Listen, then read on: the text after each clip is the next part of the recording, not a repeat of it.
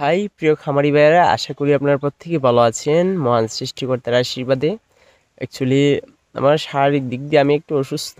আমার যে ভয়েসটা হয়তো একটু অন্যরকম শোনা যাবে আপনাদের কাছে। তো আজকের ভিডিওতে কিছু জিনিস শেয়ার করার মতো কিছু কথা, যে কথাগুলো হচ্ছে, যে পরিমাণ গরম, আজ থেকে 3-4 দিন যাবৎ যে পরিমাণ গরম, গরমে বলতে এত অবস্থা যে ফ্যান টেনের বাতাস পর্যন্ত এত পরিমাণ গরম লাগতেছে। সেক্ষেত্রে বলতে আমাদের ফার্মের যে গরু ছাগল আছে, বিশেষ করে আমাদের যে গরুগুলাকে আপনার গোসল করাতে হবে মিনিমাম 2 থেকে 3 বার, 4বারও গোসল করাতে হবে। সেক্ষেত্রে দেখুন বর্তমানে আমাদের দেশে আমরা সিমেন্ট দিয়ে ইনসিমিনেশন করে বলতে গাভীর যে আমরা কৃত্রিম প্রজননগুলা করতেছি, ওইগুলা কিন্তু পার্সেন্ট ডে বাই ডে বাড়তেছে।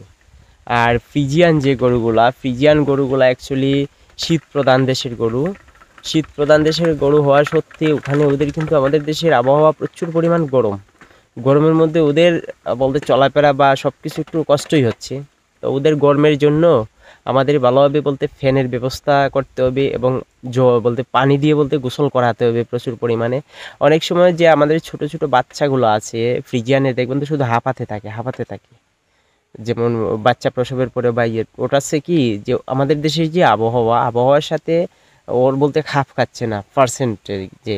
এই জন্যই বলতে অনেক সময় বলে যে 100% গাভী বানানো ঠিক না, আমাদের দেশে 75% গাভীগুলাই অ্যাকচুয়ালি ঠিক। তো হয়তো আমরা যদি ঠিকঠাক সিস্টেম করে রাখতে পারি হয়ে যায়, সমস্যা হয় না তেমন একটা। তো ওঠাই আর কি ভিডিওটা ওইটার জন্যই বলছিলাম যে আমাদের গরুগুলোকে একটু যত্ন করতে হবে। আমাদের দেশে বর্তমানে গরুর যে দামের জন্য কিন্তু প্রচুর, যেমন 20 লিটার 22 লিটারের একটা গাভী বাচ্চা সহ কিনতে গেলে মোটামুটি ভালো একটা টাকার প্রয়োজন হয়।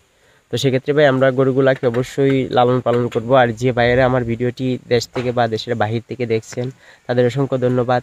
ভাই হয়তো আপনাদের অনেকেই আছেন যে আমাদের যে ভাবি আছে, আমাদের ভাবিদের দিয়ে গরুগুলা লালন পালন করাচ্ছেন। তো অবশ্যই ভাবিদের বলবেন যে গরুগুলাকে যেন আপনার ভালোভাবে কেয়ার করে। সেই সাথে আমাদের খাবার ব্যবস্থাপনার দিক দিয়ে একটু খেয়াল করতে হবে, যেহেতু বলতে প্রচুর পরিমাণ গরম। আমরা গ্লুকোলাইট স্যালাইন বা গ্লুকোজ জাতীয় যে স্যালাইন, ওগুলা বলতে পানির সাথে মিক্সার করে দিতে পারি, দিলে হয়তো একটু ঠান্ডা লাগবে।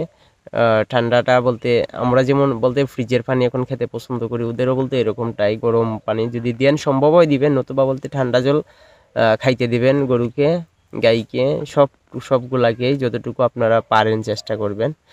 আর অ্যাকচুয়ালি আমরা একটু গরু প্রেমী ভাই মানুষ ভাই। আমি আমার কথা বলছি, আমি যেখানেই গরু দেখি আমি গাড়ি থামিয়ে এলেও বলতে ওই মালিকের সাথে একটু কথা বলেই আসি, যে কেমন কি কীভাবে কি, যেখানে মন চায় বলতে যে একটা সেমের ব্যাপার স্যাপার আছে, যে না একটু লজ্জা টজ্জা ওগুলা ভাই কিছু নাই।